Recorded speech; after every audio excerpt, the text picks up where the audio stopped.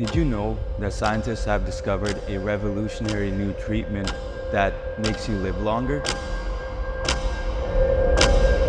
It enhances your memory and makes you more creative. It makes you look more attractive. It keeps you slim and lowers your food cravings. It protects you from cancer and dementia. It wards off colds and flus. It lowers your risks of heart attacks, strokes, and even diabetes. You'll even feel happier, less depressed, and less anxious. Are you interested?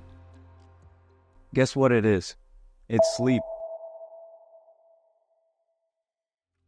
Think about it. All of us have this opportunity, but we keep depriving ourselves of it. And guess what this leads to? It leads to an increase in your Grelin hormone, which makes you feel more hungry. Also, it decreases your Leptin hormone, which does not repress your appetite anymore. And on top of that, you have chronically elevated stress hormone, which is cortisol. And guess what that leads to? The desensitization of your insulin receptors because you have so much glucose present at all times. And all this leads to diabetes, hypertension, cardiovascular issues. Your immune system gets suppressed. These are all preventable complications of sleep deprivation. To add to these silent killers, sleep deprivation also leads to the death of one individual every hour in the United States. We are a nation running on empty. Up to 70 million Americans are not getting enough sleep every night.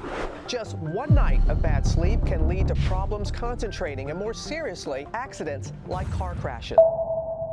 Many individuals think that they can substitute sleep with good habits such as exercise and good eating. But guess again.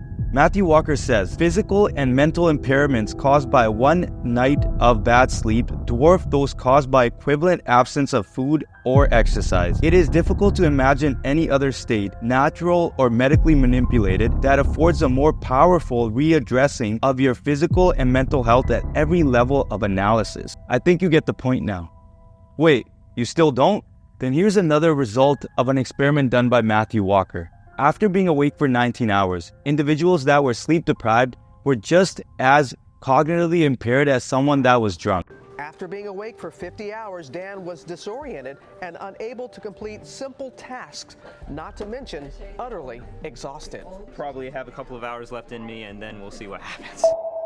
Please make sleep a priority in your life. I work as a registered nurse in the cardiology department. I've had many patients that had cardiac arrest with no prior history of any illness. It seems that the contributing factor to the cardiac arrest was lack of sleep and also chronic stress. I'm not saying that that's the main factor why the cardiac arrest happened. I'm just saying that it's a significant factor that's contributing to it. Let's think about it. Our heart beats at least 60 to 80 beats per minute for the rest of our lives. And if we're chronically stressed, that increases to 100 to 110 beats per minute. Our heart is so resilient already, but if we keep abusing it with stress, it's bound to give up at some point. Please get away from this toxic hustle culture. You will be more productive if you get your sleep. Get away from sayings that say, I will sleep when I am dead, because unironically, this can actually happen. So please get your sleep. It's not that sleep deprivation causes all of this. It's where lack of sleep prevents you from doing the things that are good for you. For instance, when I work at nights as a registered nurse at the hospital, I often see myself not being myself anymore. I have fragmented sleep, which leads to me pushing my exercise, meditation, and journaling sessions to the next day. And this eventually becomes a week, and with the whole week, I haven't done the things that are good for me. And I think this has a lot to do with me just trying to survive the day with the lack of sleep. Even though I pride myself with my good eating habits, where I always say no to my cravings, I often find myself being victim to the McDonald's runs after my night shift. All this leads to me feeling very poorly throughout the week.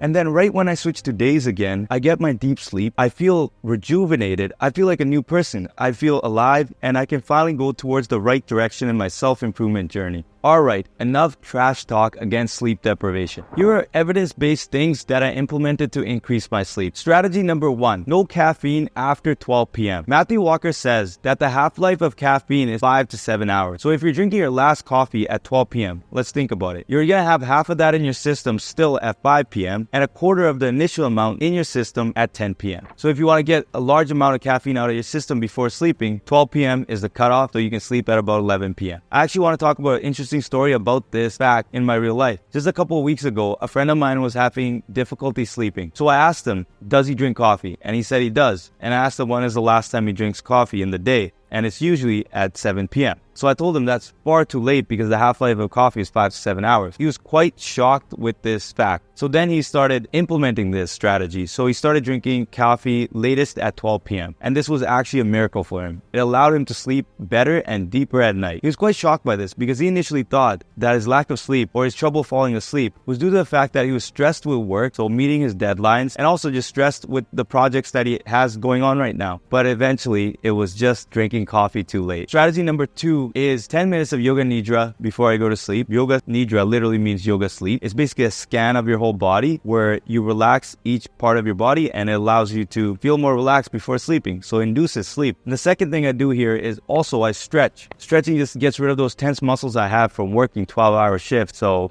these are the 2 things that I implement for strategy number 2. Strategy number 3 is the literal environment that I sleep in. I make sure that I have dark shades so that after I do night shifts, I still have darkness in my room. Second thing I have is white noise in the background, so I just have my fan on, and that also leads to cooling. So these are the 3 things that I implement for my literal environment. I think white noise is very important in terms of having that fan, because if there's anything going around your house in terms of construction and things like that, you can sleep like a baby still. Strategy number 4 is waking up and sleeping at the same time. I know it's hard to sleep at the same time, but just make sure that your waking is at the same time, because then over the days, if you're sleeping 3 to 4 hours and waking up at the same time every day, you are going to start sleeping earlier as well. And this is a strategy that I implemented, especially with my ADHD. Strategy number 5 is making sure that your room is only for relaxing and sleeping. If you don't have access to another room for work, compartmentalize your room. So what I mean by that is have an area in your room that's just a desk and for work.